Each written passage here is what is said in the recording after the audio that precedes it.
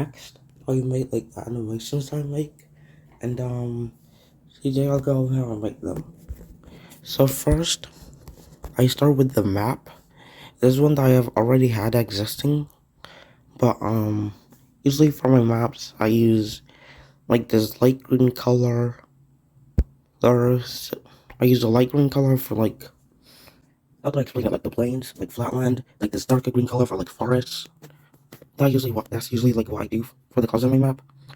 And then for like things like, say, mountains, I just do like really simple mountains, just like this. So first you want to start with like the little circles, and I'll do that. Since I've already used this one before, I'll just copy and paste down like the little circles I use.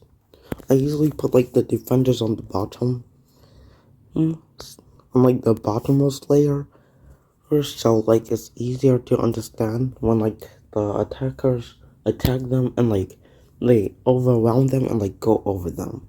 So it's easier to explain that. The way that I make my circles are by just using the paint thing, using it in like the normal way they do, and then just making a dot that's big enough.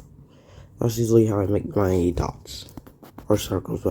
Once again, I'm just copying and pasting these ones from the animations I made. But that's usually how I do it. So first, oops, like you see, the ones in the greens are gonna be attacking, so you put them on top. And then for the second thing that I do is whenever I usually use like a free frame, like usually just one frame or like a few frames just before before like the attacking begins. Just uh just copy and paste them all in. Alright, so what I do now is usually like after putting a few frames of like starting ones, and just in case like I want to put any text onto the screen, then you start the attacking. So the way they do the attacking is just by moving like the dots, like surrounding them with this little like, actually what do you call it, like the line tool or the lasso, and then move them, then like advancing them a little bit. You can really use whatever amount you want for it to be moving forwards. It's just that the smaller that is, one you have to put more frames, but it looks smoother. But the farther you put them, is the less smooth it looks, but you can use less frames. So let me just move these forwards. Usually whenever I have them attacking, I have them attack on like a road, because that would make the most sense for the scenario, because there are mountains, so they can cross the mountains. It's just harder, so I usually make them all attack on like one part, like the road or like flat land. So yeah, like you saw, I just moved them all forwards a little bit.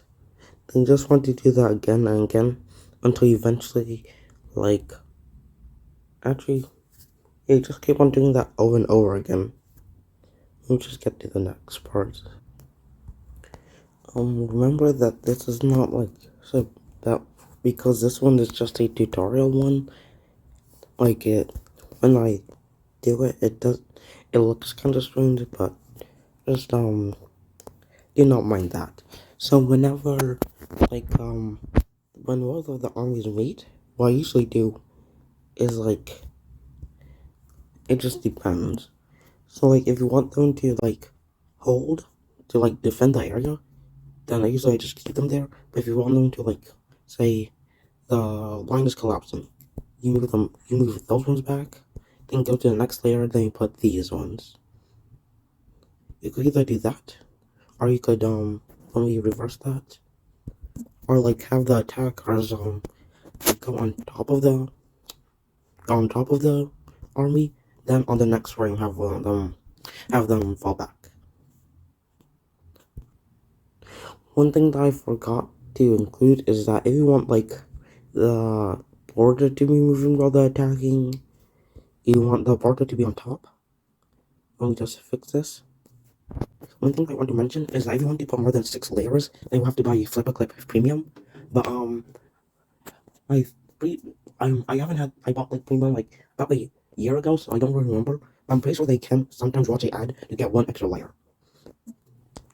So if you want, you have like the little layer thing on the top, and whenever there's like a movement, you want to move the border to erase it, and then redraw the border in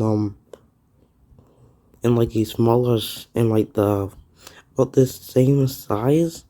For me, it's about, let me check. It's about, I'll say like 7. I don't really use a standard, but right now it's 7. Then to have it readjust to them. So you just want to do that over and over again.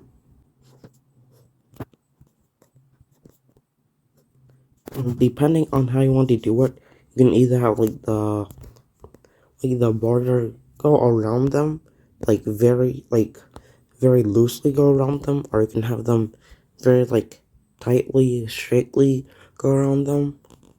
You can either have both styles, and if you want them to be really strictly around them, then usually I just put the ink size down, like do this little thing so it doesn't look out of place, and then have it like this. Maybe a little bit thicker, but yeah, that's usually what I do. So that's basically all the things I do for my animations.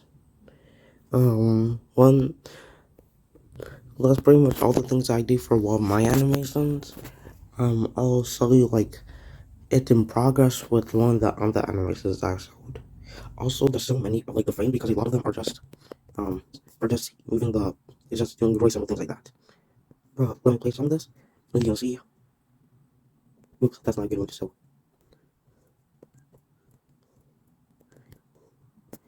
Once again, you can see like how a lot of it is just like things happening, but like okay, like not everything is like unique. Like I do have to do some. No, so in like the city, like the red and blue fighting over a city, this is what it looks like.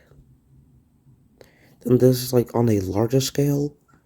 I usually put little dots for like ocean, and then whenever I cannot show whenever I can't like show Calvary directly because the Calvary, I just usually use like a little circle. This is a little circle they see for Calvary. Back if you on the frames right here you can see P for partisan. These little things are boats, and then I use different icons to signify which ships are which. So this is like an aircraft carrier. If it has like on the things on the markings, I mean destroyer or like a battle cruiser or whatever. So that's basically how I make my animations. Once again, they do not have to be as long as this because a lot of these frames are just like really simple things like this, where all I had to do was like to move the little dots forward. But also like, on the tip for ships, because if you don't want to spend a long time moving the ships around, a lot of the frames are just like me moving things, but not really well. So that's basically what it is like. So that's like a small little tutorial on how to make the animations that I do. Thank you for watching. If the audio sounds kind of bad, I'm not like really prepared with a lot of cuts. It's because I didn't really make a script for this video, and I haven't made a video with my voice in about 1 year. So hopefully you can understand me. Bye.